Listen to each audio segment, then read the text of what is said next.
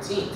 You have to make sure that they're not going to. This is not the week where they hang around with you as well, because you are primed for the taking right now, especially with the defense losing their defensive tackle to season-ending injury this week. Obviously, they're going to have to make sure that they control the tempo. Make sure. I know you can say defenses can't control the tempo, but they actually can, because they can slow it down and make them do things that they obviously wouldn't normally do under regular circumstances. So I believe if the defense just steps up and plays their game, I wouldn't say play like they did in Miami, because that defense, they played very well against Miami. It's just Jeff Driscoll, turnovers, they cannot run the ball. You just have to make sure that instead of your team being the turnover monster, make sure that your team is the turnover monster and getting the turnovers for your team and getting the offense back the ball for your new quarterback can be a little more confident that his defense does have his back. Defense has got to have Tyler Murphy's back if Florida wants to really, really come out and win this game. Florida's ranked 20th in the nation right now. We're going to get into this prediction right here. It's Florida, it's Kentucky. No Jeff Driscoll, Tyler Murphy's time to shine. Florida's suffocating defense. How do you see this one, guy? I see Florida winning, but not by as much as I previously would have predicted. Normally, I would have predicted maybe a 42-14 win, maybe a 49-14 win, but I'm predicting a 35-20 win. I'm predicting. Hold on, you're giving Kentucky 20 points? I'm giving them 20 points. I believe Kentucky will hang around. This is part 2 of something in that water. He's giving Kentucky 20. I'm giving Kentucky 20 because you have a hurt dog running into your pound right now. You've got Florida limping in right now. They've lost a lot of players to injuries this season. This can be your opportunity to not only say, yes, we are the laughingstock of the SEC, but we don't want to be the laughingstock of the SEC. We can make a statement, and we can hang around with the likes of the Florida teams, and maybe not the South Carolina team. We can hang around with them, and we are trying to move forward, and we are trying to become a better team and make our home state proud to be Kentucky Wildcat fans.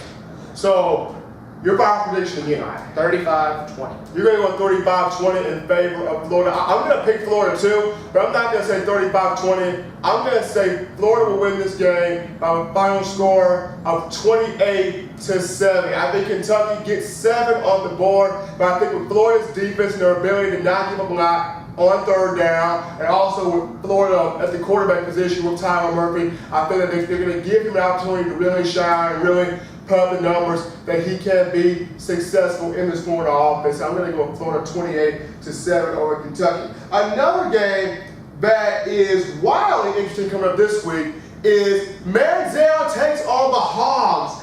Texas A&M will play against the Arkansas Razorbacks. Brett Bielema and his style of grind and pound offense versus Kevin Sumlin and the air raid and the wildness and surface play of Johnny Manziel.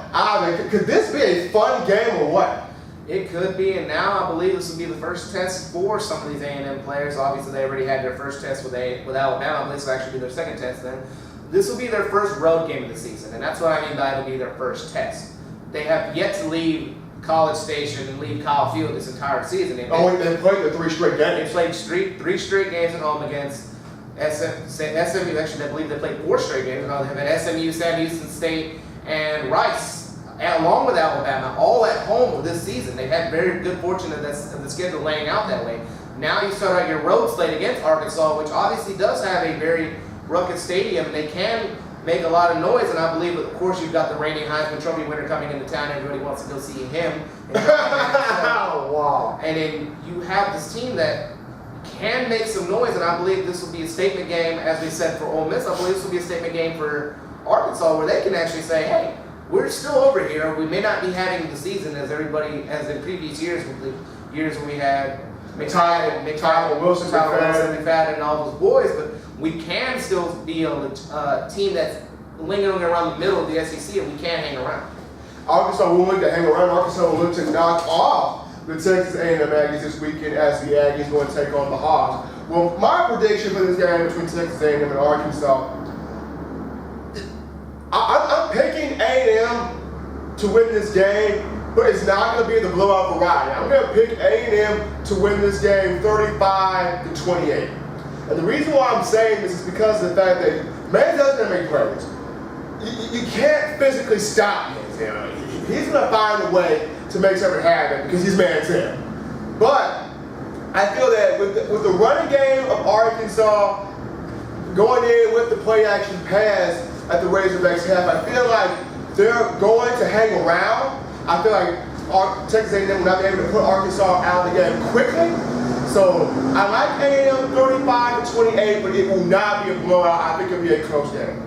I believe the game will be somewhat near that, but I'm going to go 42-28. He's back in the 40s, ladies and gentlemen. Only because it's A&M. They love to score. That defense, I still believe, will be abused on the run game. I do believe in Alabama. In the game against Alabama, A&M did show that one of their weaknesses is the run defense. I believe that will show a little bit more this week, but I do see A&M putting up points in big numbers. I do see Manziel doing what Manziel does, eluding pass rushers and escaping out of the pocket for a not a touchdown pass, but obviously a big gain at least. So 42-28 will be my final score for that game. You know what, 42-28. But before we get to our next segment on this show, before we close out, I'm gonna talk about spotlight of the week, Ivan. And my spotlight of the week has got to go to Ohio State's backup quarterback, Kenny Guiton. What a show this young man has put on. He goes against FAMU, breaks a record 8 touchdown passes. This is not Braxton Miller, ladies and gentlemen. This is his backup, Kenny Guiton,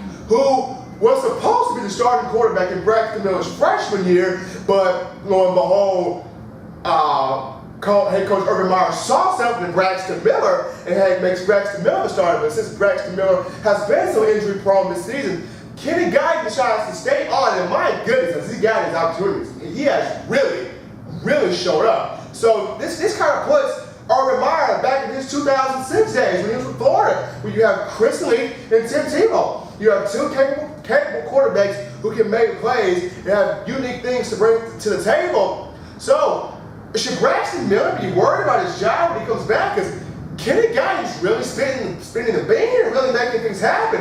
And lo and behold, the Buckeyes have a little showdown in the horseshoe this weekend. They welcome the children, the Dairy State. The Wisconsin Badgers come to town. So should Braxton Miller be a little eerie about his job? I believe he's still obviously a legitimate starter, but I do believe his leash is a little shorter than what it previously was before he got injured. It's going to be a game where if he does throw, say, one interception or if he does do one mistake, maybe a fumble, you have to remember Kenny Guiton's over there sitting on the bench, and he's shown that he's more than capable. Obviously, he played against not very up-to-par teams when it comes to Big Ten football, but he still did put up big numbers, and it does take some skill to put up big numbers like that, and I believe that Braxton has to play with that in the back of his mind, knowing that he's not legit safe 100%. Knowing that his job isn't safe, 100% is correct. Braxton was going to have to come out there with something to prove. And Kenny Guiton, though it has not been the top tier opponent to the Big 12, Kenny Guiton has put on some pretty extraordinary statistics in the past couple of games he has played in. But we're going to get into our final segment before we close out. And our final segment is going to be, we know it's September, but it's late September. October games, the games are really starting to come in to count now, getting towards October. So we're going to finally be able to hash out and go into this segment. So far, Ivan, if you can think of two players, which two players have really shown that they are worthy to be in this Heisman conversation? Yes, we're going to talk about a little Heisman conversation on 15 calendar. It's late September, getting into October, so the games are starting to count now. But if you have to pick two players, which two, Ivan, do you think are starting to become worthy of the Heisman conversation? Well, I believe the first guy I'm going to name is obviously everybody had him on the preseason ballots for Heisman. It's the reigning Heisman winner, Johnny Manziel. Oh, show me the money! He's on the list. Obviously, you have to put him up there. Obviously, with the showing against Alabama, he seems to be the one quarterback that seems to give Alabama fits, and he seems to be the one quarterback that nobody can keep their eye off of. And I said this, like I said in this show earlier today, I still say he's a sleeper. But watch out for Jeff Scott from Ole Miss. We've always had those players that have snuck up out of nowhere, that have come up out of nowhere, and I can see Jeff Scott has the talent. If he can put it and produce on the field, he can be one of those Heisman winners. Do you see Jeff Scott actually getting to New York, or do you see him kind of finish off in the top 10? I could actually see him getting to New York. I believe he can be in New York. He has the caliber of talent. I mean, he can break off a 74-yard touchdown run out of nowhere. You have the talent, obviously. You just have to make sure that you keep on a consistent basis and make sure that you are playing up to your talents every single week. We're going with Manziel and Jeff Scott. You're going with Manziel and Jeff Scott. I'm going to go with my two quarterbacks right here. I'm going to go with Marcus Mariota first of Oregon. Marcus Mariota, many people say that it's Oregon, wait till they play Stanford, wait till they play USC, wait till they play UCLA. But you look at Marcus Mariota, this guy has become a vocal leader of that offense.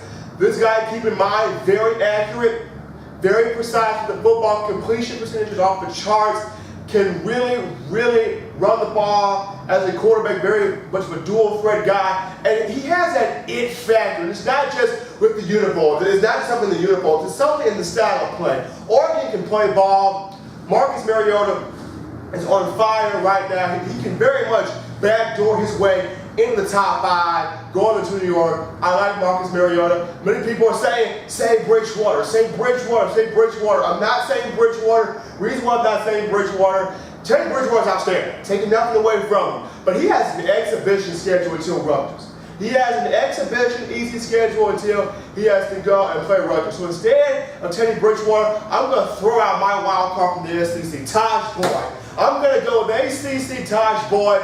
Reason why his game against Georgia, outstanding. Played phenomenal. Played extremely well. Taj Boyd, many people sleep on him and saying that it's Sammy Watkins that may help him get to Heisman implication. But I like Taj Boyd. Strong kid, strong player, 6'3", can really pass the football, can really run the football, highly accurate, and just has that leadership, that aura around him that he can take over a game. And the players trust him. Coach Dabo Swinney trusts him. I love Taj Boyd, so I'm giving mine to Taj Boyd and Marcus Mariota. But that is all for today here on 15 and Counting. Once again, Alabama versus Ole Miss will be played in Bryant Stadium on this upcoming Saturday. ESPN will be airing the game. Touchdown Alabama magazine, the first issue is out in stores.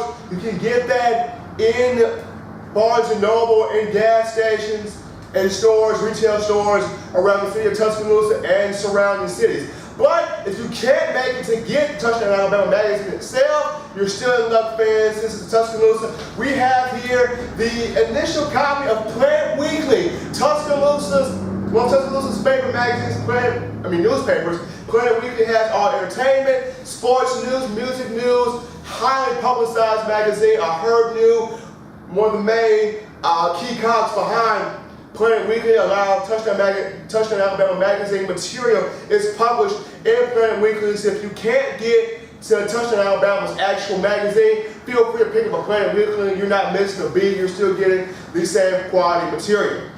Once again, we would like to continuously thank the hospitality, generosity of Rama Jammas, the heartbeat of the University of Alabama and your Alabama Crimson Tide. Once again, if you want the best in quality food, the best in hospitality, the best of your Alabama Crimson Tide enshrined around you as you partake in your favorite meal, just a place to come in and eat during the week, whether you being just a visitor, a student, an alumni member, a teacher, faculty, and staff member.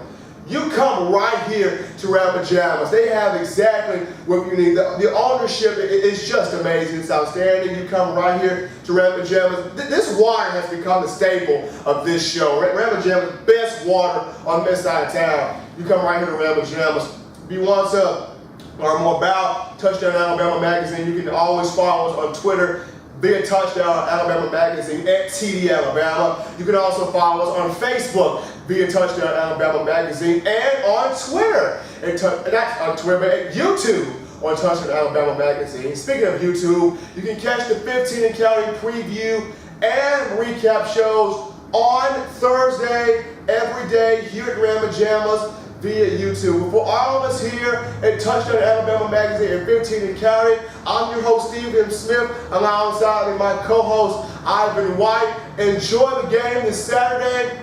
And until next time, so long, everybody.